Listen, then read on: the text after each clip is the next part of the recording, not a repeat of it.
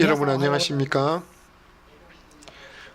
유년주일학교를 봉사하고 있는 시타쿠보라고 합니다. 매년 이 시기가 되면 어린이들을 기억하는 예배를 드리고 있습니다. 작년에는 나카츠카 노리코상이 신앙 계승을 주제로 나눴습니다. 누가 누구에게 또 무엇을 또 어떻게 계승할 것인가에 대해서 말씀해 주셨습니다.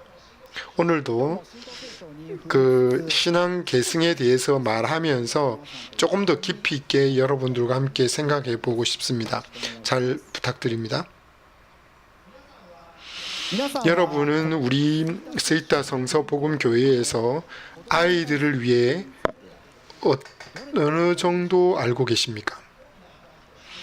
큰 사역으로 유년주일학교와 또 중고등부 JS 클럽이 있습니다.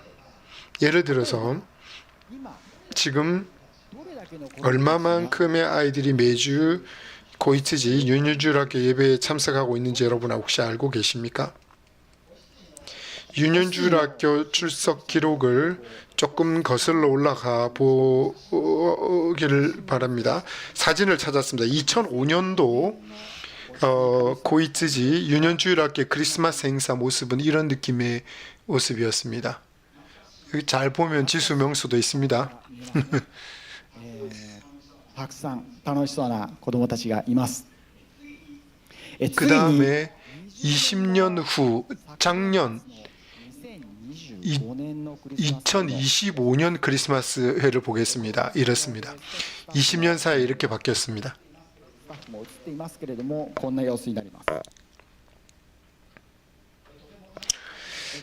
굉장히 즐거웠습니다. 하지만 인원이 줄었다라는 느낌이 들지 않습니까? 매주 유년주일학교 평균 출석자를 그래프로 만들어 왔습니다.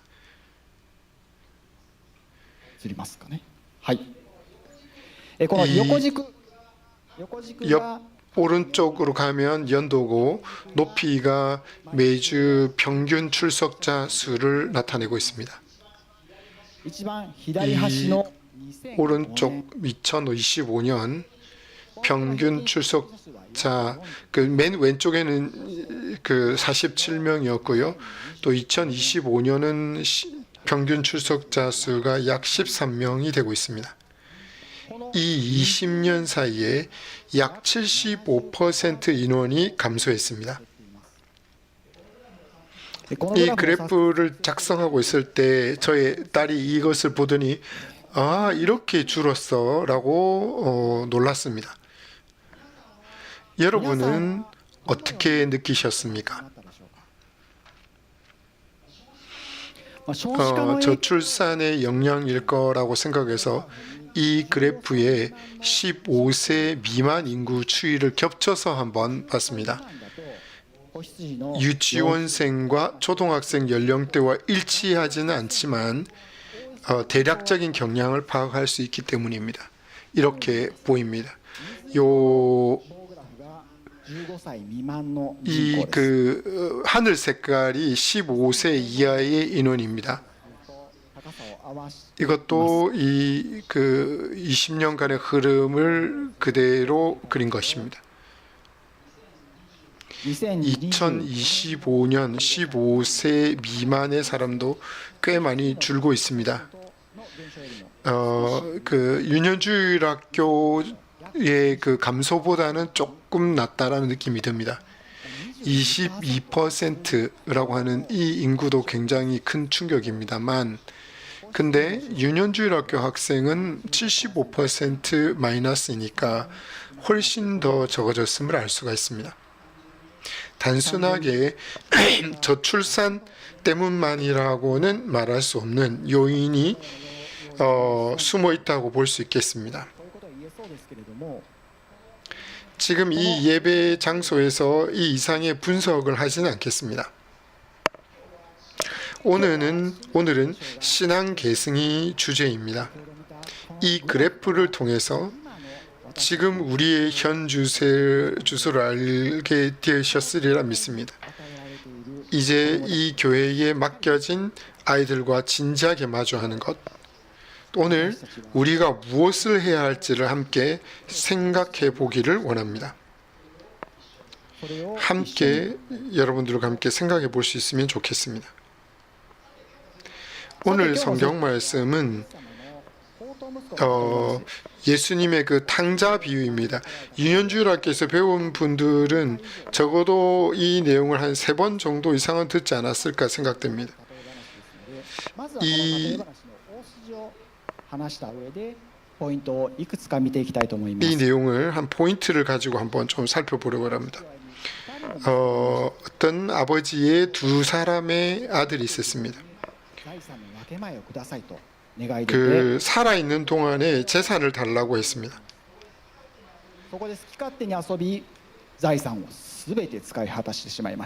근데 그 재산을 다 사용해 버렸습니다.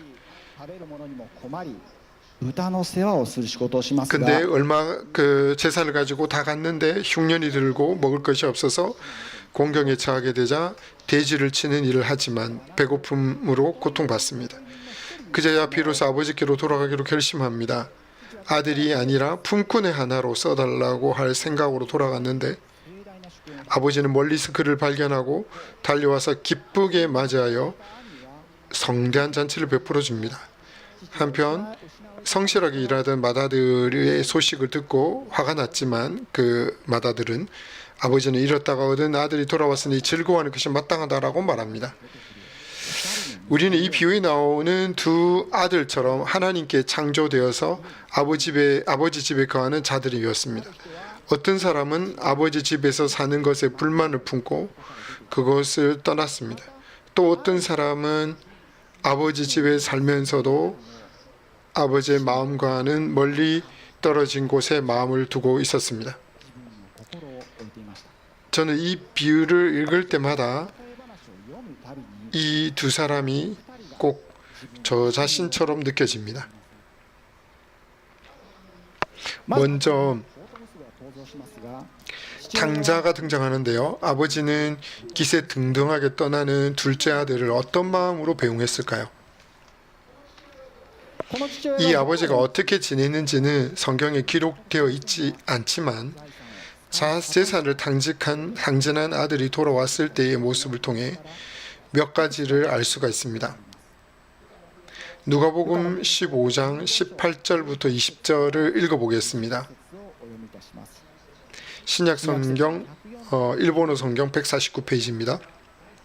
둘째 아들이 재산을 탕진하고 스스로 돌이켜 회개하는 대목입니다. 누가복음 15장 18절에서 20절입니다. 내가 일어나 아버지께 가서 이르기를 아버지 내가 하늘과 아버지께 죄를 지었사오니 지금부터는 아버지의 아들이라 일컬음을 감당하지 못하겠나이다. 나를 품꾼의 하나로 보소서 하리라 하고 이에 일어나서 아버지께로 돌아가니라. 아직도 거리가 먼데 아버지가 그를 보고 측은히 여겨 달려가 목을 안고 입을 맞추니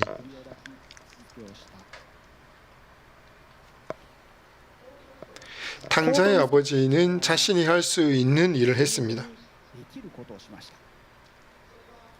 그것은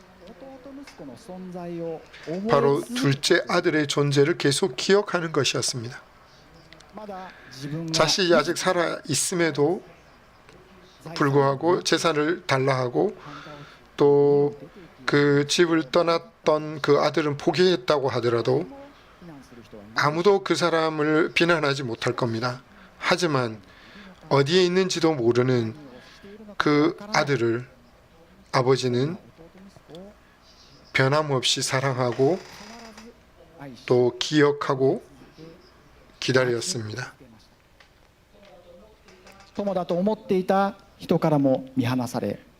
친구라고 생각했던 이들에게도 버림받고 인생이 파탄난 그 둘째 아들이 돌아왔을 때 집을 났을 때와는 비교돼 안 될 만큼 초라한 모습이었을 것입니다. 그러나 아직 집까지 거리가 멀었지만 아버지가 그를 보고 달려와서 안아주었습니다. 변해버린 아들을 보고 어, 저 아이가 내 아들이라라고 즉시 알아챈 것은 아버지가 항상 아들을 마음속에 품고 있었기 때문입니다. 우리는 어떻습니까? 언제나 교회 다니는 아이가 최근에 안 보이네. 요즘 어떻게 지내지? 우리는 그 존재를 마음에 담아둘 수도 있고 또 기도할 수도 있습니다. 사랑할 수도 있습니다. 그리고 그 아이를 다시 보았을 때 아무 일도 없었던 것이 안녕? 이라고 맞이할 준비를 할 수가 있습니다. 저는 대학생 때는 혼자 살았습니다. 그래서 자취를 하면서 그 학점 따기에 그 급에서 마음의 여유가 없었습니다. 당연히 교회 간다고 하는 생각은 전혀 하지도 못했고 매일 공부 또 아르바이트에 파묻혀서 지냈습니다. 저희 엄마는 교회 다니지 않는 저에게 예배 카세트 테이프를 보내주셨습니다. 마음이 내킬 때 조금 듣기는 했지만 거의 듣지 않아서 산더미처럼 쌓여 있었습니다. 전혀 하나님의 마음을 두지 않은 채 그저 메일을 보냈습니다. 가끔 걸려오는 엄마의 전화에서 기도하고 있다라고 말을 들어도 입으로 고마워요라고 말은 했지만 마음으로는 그냥 그렇다라고 흘려버렸습니다. 어머니가 전화로 너머로 기도할게라고 하고 기도를 해준다 할지라도 제 마음은 완전히 하나님으로부터 떠나 있었기 때문에 수화기를 귀에서 떼고 있다가 엄마가 아멘이라는 말을 하면 그때 그냥 아멘이라고 말하면서 수화기를 다시 귀에 대곤 했습니다.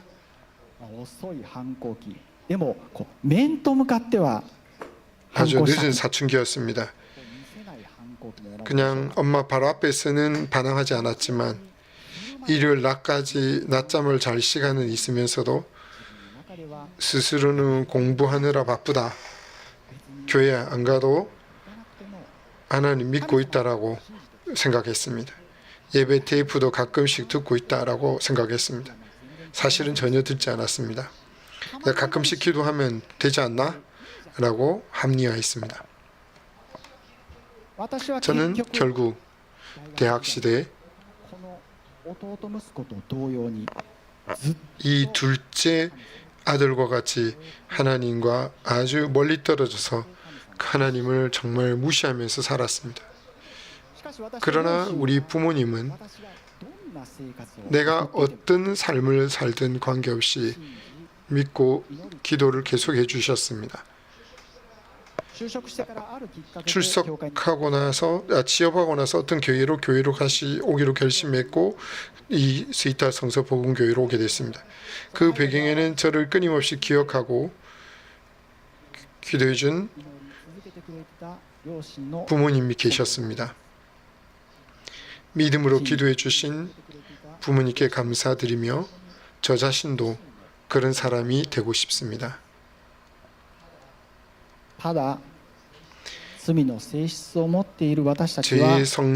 죄성을 가지고 있는 저는 앞에 제가 나눠준 것은 대학교 시절 얘기였습니다만 대학교 시절뿐만 아니라 고등학교 시절 때도 교회를부터 떠나 있었습니다. 고등학교 3학년 때 만났던 선배 크리찬으로부터 교회로 돌아갔던 그 경험이 있었음에도 불구하고 저는 똑같은 일을 계속하고 있었습니다. 하나님 나를 실패하는 나를 그대로 사랑하시고 또 부모님은 저를 믿고 믿음으로 계속 기도해 주셨습니다. 시편 78편 2절부터 8절까지 말씀을 읽겠습니다. 78편입니다. 2절에서 8절입니다. 詩編78編、旧約聖書の1013ページになります。詩編78編2節から8節をお読みいたします。私は口を開いて例え話を、昔からの謎を語ろう。それは私たちが聞いて知っていること。 내가 입을 열어 비유로 말하며 예로부터 감추어졌던 것을 드러내려 하니 이는 우리가 들어서 아는 바요 우리의 조상들이 우리에게 전한 바라. 우리가 이를 그들의 자손에게 숨기지 아니하고 여호와의 영예와 그의 능력과 그가 행하신 기이한 사적을 후대에 전하리로다. 여호와께서 증거를 야곱에게 세우시며 법도를 이스라엘에게 정하시고 우리 조상들에게 명령하사 그들의 자손에게 알리라 하셨으니 이는 그들로 후대 곧 태어날 자손에게 이를 알게 하고 그들은 일어나 그들의 자손에게 일러 그들로 그들의 소망을 하나님께 두며 하나님께서 행하신 일을 잊고 오직 그의 계명을 지키며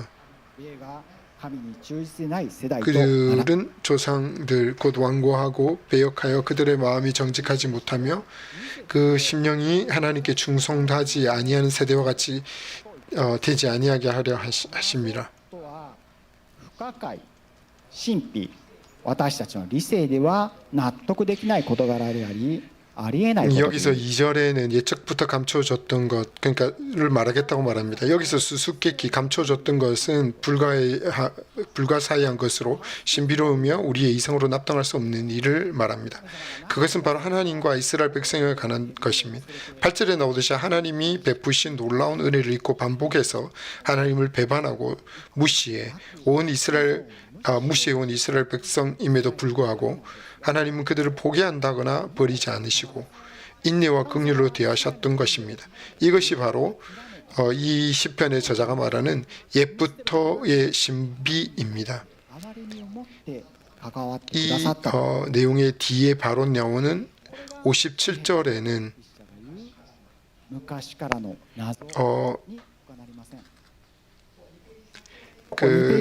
한 두 페이지 정도를 더 가면 57절에 보면 우리가 느슨한 활같이 빗나가서라고까지 적혀 있습니다. 우리는 하나님이 아무리 좋은 것을 주셔도 느슨한 활로 쏜 화살처럼 그냥 관역을 마치지도 못하고 하나님을 슬프게 하는 태도만을 취하는 존재일지도 모르겠습니다. 그런 우리조차 하나님은 끝까지 사랑해 주신다는 사실을 6절에 기록하고 있는 것처럼 다음 세대에 전하고 또 그 자손들에게 전하여 계속 계승해야 한다라고 시편 기자가 말하고 있습니다. 자, 탕자 이야기로 돌아가 보겠습니다. 한편 또 등장인물이 한 명 더 있죠. 맏아들의 존재입니다. 잊어서는 안 됩니다. 이 비유에서 사실 더 중증인 쪽은 맏아들이라고 생각합니다. 그는 아버지의 은혜로운 은혜 가운데 있습니다. 근데 그 사랑을 전혀 이해하지 못했습니다. 돌아온 동생을 성대하게 맞이한 아버지를 향해서 그 기쁜 날에 평소에 불만을 쏟아냅니다. 아까 읽었던 누가복음 15장 29절과 30절을 읽겠습니다. 29절과 30절입니다. 루카의 15장 15장 29절 30절입니다.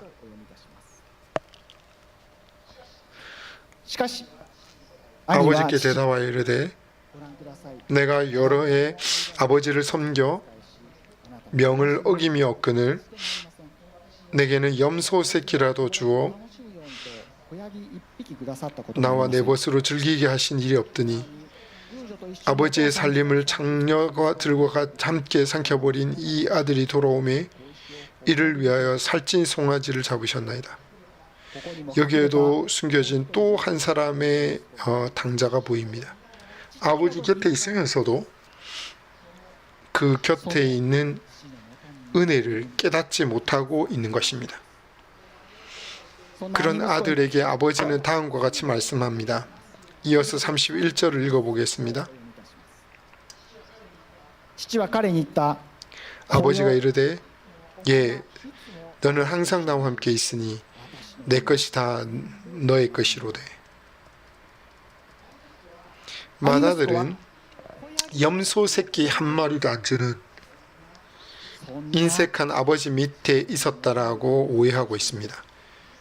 실제로는 내 것이 다 너의 것이라고 풍요로움 속에 살고 있었음에도 불구하고 그것을 전혀 깨닫지 못하고 있는 것입니다. 우리도 매일 하나님의 은혜 속에 살고 있지만 너무나 당연하게 여겨서 그것을 깨닫지 못할 때가 많습니다. 우리가 하나님 안에 있는 그 기쁨을 아이들에게 전달될 수 있는 형태로 전하는 것이 중요합니다. 아이들의 연령에 맞는 이해도 또 그들이 처한 현실을 이해하고 아이들에게 전달될 수 있는 말과 또 그 방식으로 전해야만 아이들의 삶이 조금씩 변화될 수 있을 거라고 믿습니다.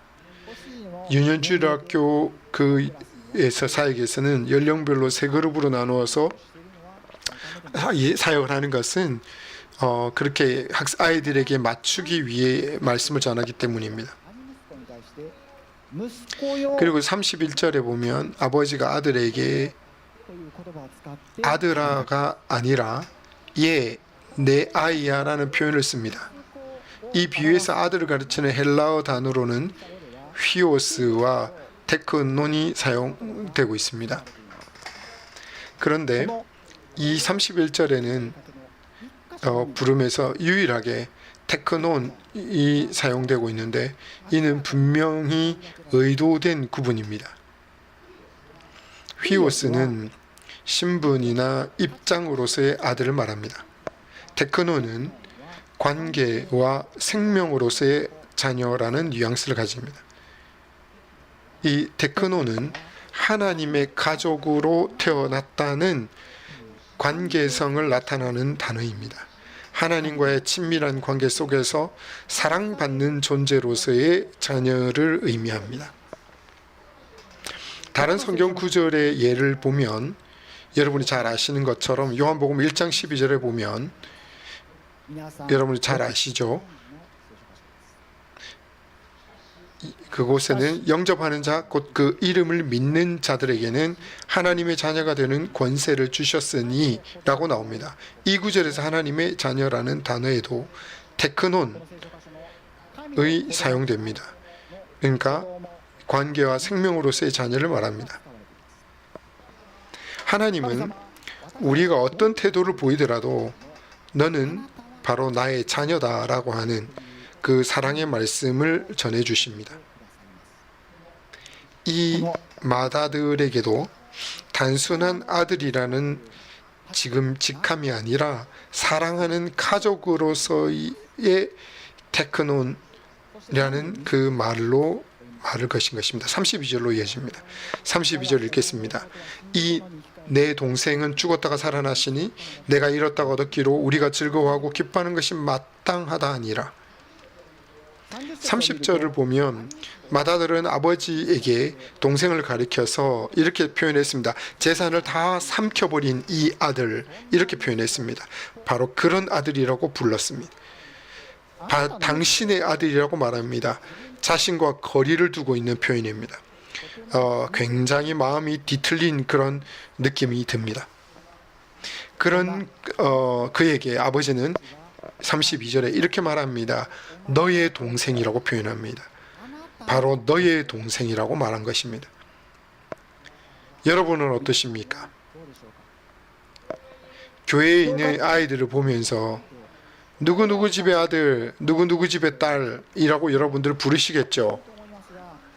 그러나 여러분들은 저 집의 아이로 누구 집의 아이로라고 그렇게 부르고 계시지는 않습니까? 그러나 우리는 저 집의 아이가 아니라 나의 아이들로 사랑할 수 있기를 바랍니다. 하나님의 가족의 일원으로서 우리 아이들에게 각자가 할 수 있는 일을 해보지 않으시겠습니까? 사랑을 나타내보지 않으시겠습니까? 하나님의 가족에게 사랑받은 기억은 아이들의 마음에 따뜻한 추억으로 남을 것입니다. 저 자신이 그랬던 것처럼 많은 사람의 기도와 사랑이 담긴 행동, 또 도움으로 지탱되면서 이 믿음이 계승되게 하고 신앙을 유산하는 상속자가 되어서 하나님을 사랑하는 자로 변화될 것을 믿습니다. 그리고 그것을 다시 다음 세대에 이어갈 수 있기를 바랍니다. 올해 연간 목표는 주변 사람에게도 자기 자신에게도 사랑을 나타내자입니다. 부디 하나님의 가족으로서 우리 아이들에게 사랑을 나타내는 일에 도전해 보실 수 있기를 바랍니다. 유년주일학교나 JS 그 중고등부 봉사를 참여하는 것도 굉장히 좋은 도전이 될 것입니다. 하지만 이 유년주일학교 JS 봉사가 너무 문턱이 높다고 생각하는 분이 많은데 몇 가지 오해가 있는 것 같습니다. 오해 중에 하나는 내가 아이들을 사랑하지 않기 때문에 봉사할 수 없다는 그런 생각입니다. 좋다, 싫다, 이것은 감정의 문제죠. 그날의 감정에 따라서 좋아지기도 하고 싫어지기도 합니다. 그렇게 해서는 안 됩니다. 우리가 날마다 감정에 따라서 왔다 해서는 안 됩니다. 아이보다 더 좋아하는 것, 예를 들면 연인이나 취미가 생기면 아이들을 버리고 뒷전으로 하고 더 좋아하는 쪽을 선택할 수도 있습니다. 좋아하는 것은 싫어함으로 변할 가능성이 있습니다. 중요한 것은 우리의 아이들을 사랑하는 것입니다. 15년 더 전의 일입니다만 저의 형제들 모두가 각자 출석하는 교회에서 어린이 사역을 하고 있었는데 저희 여동생이 저에게 어느 날 이런 말을 한 적이 있습니다. 오빠가 어린이 봉사를 할 줄은 몰랐다. 형제 자매들 가운데 제일 어린이 사역을 안 할 것 같다라고 생각했던 것 같습니다. 내가 물어봤습니다. 근데 왜 그렇게 생각했는지 물어봤으면 좋았는데 곁에 있는 여동생이 그렇게 말했기 때문에 분명히 저는 아이들 별로 좋아하지 않는 것처럼 보였을지 모르겠습니다. 그런 제가 지금 이렇게 해서 아이들과 함께 성경을 배우고 또 유년중학교 예배를 인도하는 사역을 하고 있기 때문에 여러분들도 분명히 할 수 있습니다. 또 저 사람은 아이들을 별로 안 좋아할 것 같으니 봉사를 권유하지 않는 게 좋겠다라고 여러분 그렇게 미리 판단하지 마십시오. 내가 어떻게 가르치나 어렵다라고 생각하는 분도 계실지 모르겠습니다. 지금 봉사하는 분들 모두 평범한 교회 성도들입니다. 처음부터 자신을 있게 할 수 있다고 생각하는 분은 아무도 없었을 겁니다. 안심하고 동참해 주십시오. 저는 이번 메시지를 준비하면서 지금 한창 아이를 키우고 계신 한 분 한 분의 모습을 떠올렸습니다. 매일의 생활에 쫓기고 또 아이들과 그야말로 그냥 전쟁하고 있는 것 같은 하나를 보내고 계실 겁니다.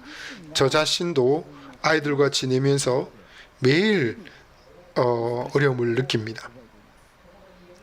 마음에 여유가 없을 때는 아이들에게 화를 낼 때도 있고, 또 나중에 생각해 보면 화내지 않았어도 됐을 텐데라고 저의 부족함에 낙심하기도 합니다. たびたびいや 아니 毎日です 매일같이 그렇게 살고 있는 것 같습니다. 지금 ここに 이곳에 心を 마음 痛め 아파하며 本当に苦しい 정말 状況 힘든 상황에 계신 분들이 많이 있을 거라고 생각합니다. 그런 상황에서 믿음을 개성한다 하기 위해서 기도합시다 라고 말을 하더라도 더 이상 기도할 말조차 나오지 않는 분도 계실 겁니다. 그런 상황 속에 있는 분들도 틀림없이 계실 겁니다. 그렇기 때문에 지금 今 여기 있는 우리가 その方々のために 그분들을 위해서 그들을 옆에 있으면서 함께 기도하고 우리의 가족으로서 할 수 있는 일들을 하나하나 해 나갈 수 있기를 소망합니다. そして苦しいのは親だけでなく子供たちも同じです 그래서 힘든 것은 부모뿐만 아니라 아이들도 마찬가지입니다. 저 역시 어린 시절에 느꼈던 여러 가지 의문이나 또는 나 혼자뿐인 학교 생활 속의 크리스찬으로서의 삶, 친구 관계 등 어른들과 마찬가지로 아이들도 고민이 많습니다. 그러나 지금은 제가 어릴 때보다 훨씬 상황이 어렵습니다. 溢れ返る情報社会です 정보가 넘쳐나는 정보사회죠. 저는 私は 현재 매일 수억 개의 대량 데이터를 수집해서 이를 잘 활용하는 시스템을 설계하는 일을 하고 있습니다.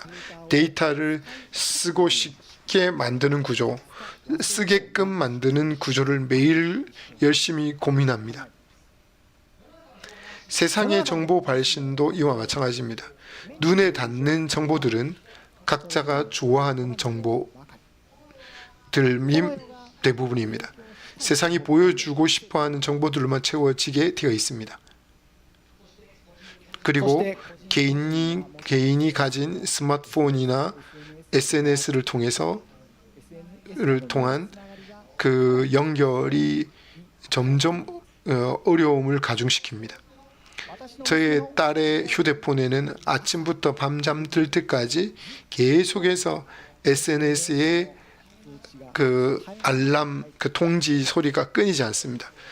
삐꼬삐꼬라고 계속 울리는 이 소리는 このつながりを 관계를 유지해야 하고 동조해야만 할 것 같은 압박감을 느끼게 만듭니다.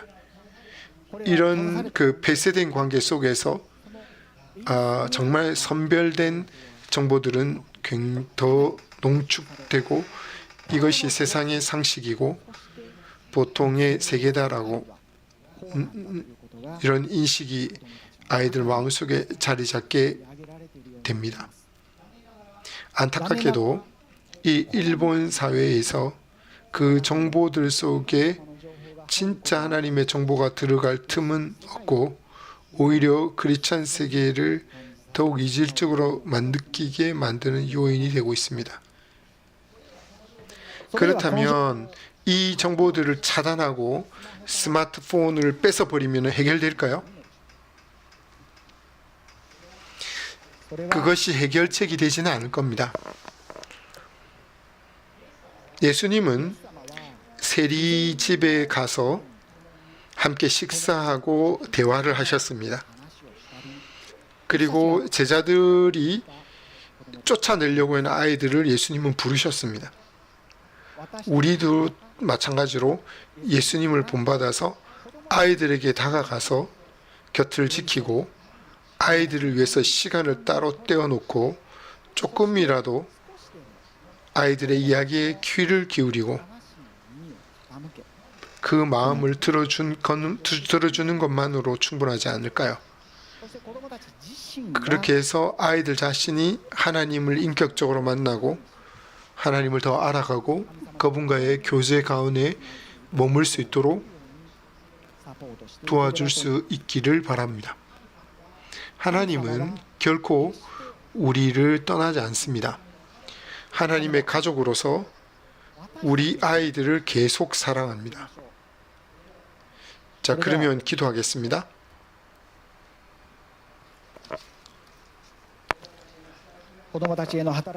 어린이들을 향한 사역이 중요합니다. 이것이 일부 사람들의 사역만은 한계가 있습니다. 정말 이 윤현주 학교 사역에 참여하는 그 사람이 필요합니다. 구체적으로 나 자신이 이 어린이 아이들 또 중고등부 아이들을 위해서 무엇을 할 수 있을지 각자 자신의 말로 기도하면서 물어보는 시간을 갖겠습니다.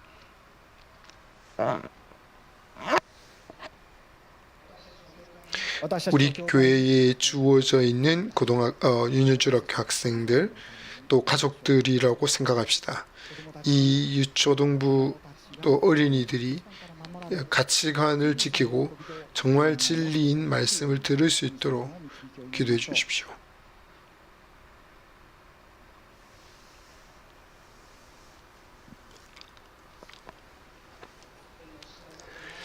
하늘에 계신 하나님 아버지, 당신은 우리 한 사람 한 사람을 사랑하시는 분이십니다. 매일 어려움이 있습니다. 연약한 우리를 도와주십시오. 우리가 언제나 당신을 바라보며 당신과의 풍성한 교제 가운데 우리가 또 제대로 반응할 수 있도록 인도하여 주옵소서.